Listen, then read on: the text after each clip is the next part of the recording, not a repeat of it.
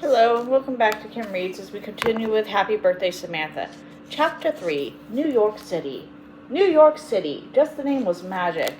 Samantha leaned forward to peek out of the horse-drawn cab. She and Grandmary were riding along the busy city streets from the train station to Garden Cornelia's new house. Samantha held on her hat and twisted her head around trying to see the tops of the buildings. Everything in New York was so big. There were so many people hurrying along the sidewalks. In New York, it always seemed as if something exciting was about to happen. I can't wait to see Agnes and Agatha, Samantha said to Grandmary. You do have a good time with them, don't you, dear? Said Grandmary. They're always so much fun, said Samantha. They're happily, lively girls, agreed Grandmary, though they do get carried away with their ideas sometimes. Samantha understood what Grandmary meant about Agnes and Agatha. Sometimes their head were as tangled as their bouncy red curls. They're always thinking up new ways to do things, Samantha went on. Yes, said Grandmary, but I'm very afraid they don't think very carefully. Besides, they don't realize that many times the old ways are still the best ways. Suddenly the cab jerked to a stop. Grandmary and Samantha leaned to look out. They were stopped at the edge of a big park. The sidewalk was so crowded, people spilled onto the street. Samantha saw women hanging large banners across the entrance to the park. One banner said, Women, fight for your right to vote. Another banner said, Now is the time for change. We'll have to go another way, ma'am, the cab driver called down to Grandmary. These ladies seem to be blocking all the traffic around Madison Square Park. Very well, do what you think is best, Grandmary answered. She sat back. She didn't seem to want to look at what was going on. But Samantha was fascinated. What's happening here? She asked Grandmary. Well, it appears that a group of women is having a meeting in the park, Grandmary replied. Who are they? Samantha asked. They're suffragists, Grandmary answered. They think women should be able to vote, so they get together and made a ruckus about changing the laws. She sat up very straight. It's all just newfangled notions. The cab turned down a quieter street and Samantha went back. She was still very curious about the meeting in the park, but she could tell by the look on Grandmary's face that she should not ask any more questions about it. They rode in silence until the cab stopped in front of Garden Cornelia's tall, narrow brownstone house. Samantha had just hopped out of the sidewalk when she heard voices shouting, Samantha! Samantha! She looked up and Agnes and Agatha were leaning out of a window high above her, waving wildly. Agnes held up Jip and waved his paw. Jip barked and wriggled with joy. Hello, Samantha called. She skipped and waved, already swept by the twins' high spirits. We'll be right down, Agatha yelled, and then she and Agnes and Jip disappeared from the window.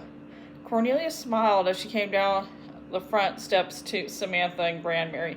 Welcome, she said. Just then the twins and Jip came flying out the door and down the steps.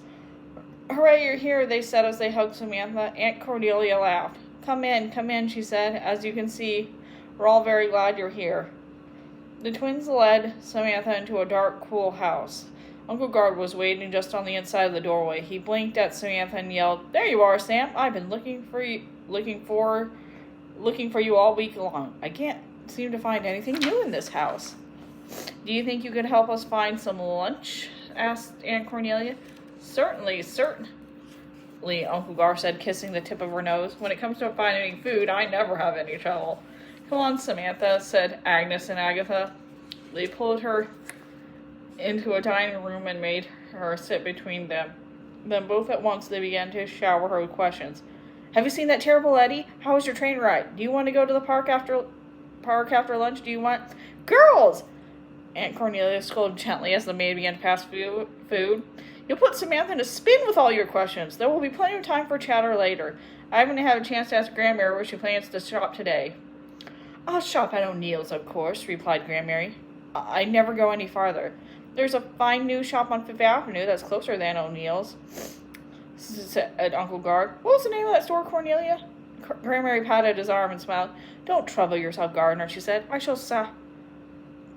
shall go to O'Neill's. I've shopped there for more than 30 years. I'm too old to change my ways now. O'Neill's was near the Madison Square Park, said Aunt Cornelia slowly. That area may be crowded today, There's a meeting in the park. I know, said Grandmary. We passed it on our way from the station. Those suffragists were already blocking traffic. She shook her head. In my opinion, ladies should not gather there in public places, especially not to carry on this voting nonsense. Nonsense? Aunt Cornelia asked. Her voice rose ever so slightly. Of course, said Grandmary. Voting is not a lady's concern. It never has been. I see no reason to change things now. Those suffragists are making spectacles of themselves. They should stay at home where ladies belong. Samantha saw Agnes and Agatha look at each other with raised eyebrows and quickly looked down into their soup bowls. Aunt Cornelia opened her mouth to say something but shut it again. Samantha was bursting with curiosity. But why? She began to ask. Well, interrupted Uncle Guard. The strangest thing happened to me as I was walking home from work the other day. A man came up to me and said, do you know any girls who just turned 10 years old? And I said, why, in fact, I do know one. And he said, would you give her this large box? There's always something inside she might like. So I brought the box home. It's out in the hall. Perhaps you open it, Sam, and show us what's inside. Samantha forgot all her questions. She and the twins ran from the table and opened the door. Jip was waiting outside. He barked and jumped as the twins helped Samantha tear off the wrapping paper and open the box. Inside was a pram, the prettiest doll carriage Samantha had ever seen. It was deep red with shiny brass wheels. Jiminy! Samantha whispered. It's beautiful. She ran to give Uncle Guard a big hug. Thank you, Uncle Guard. Thank you very much. She knew perfectly well the doll carriage was from Uncle Guard and no one else. Let's take you to Grandmary's to see her right now, suggested Agnes. That would be fun, Samantha said eagerly. May we go? Certainly, said Uncle Guard.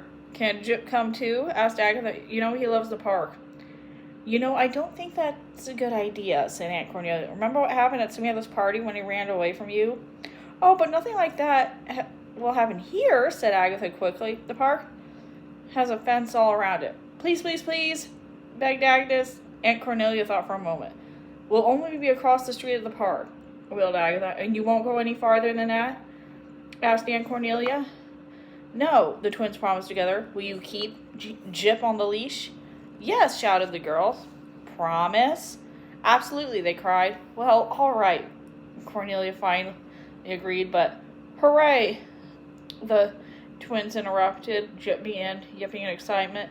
Please be calm just for a minute, Aunt Cornelia said seriously. I'm going to a meeting, but I'll be back at 3:30. When I come back, we'll walk to the ice cream parlor to meet Grandmary. Don't forget. And don't forget to behave like young ladies, added Grandmary. And don't forget the rule about keeping Jip on the leash, repeated Aunt Cornelia. And don't forget to have a good time, said Uncle Guard, waving his finger at them. We won't, said the girls. And Jip barked to show that he agreed.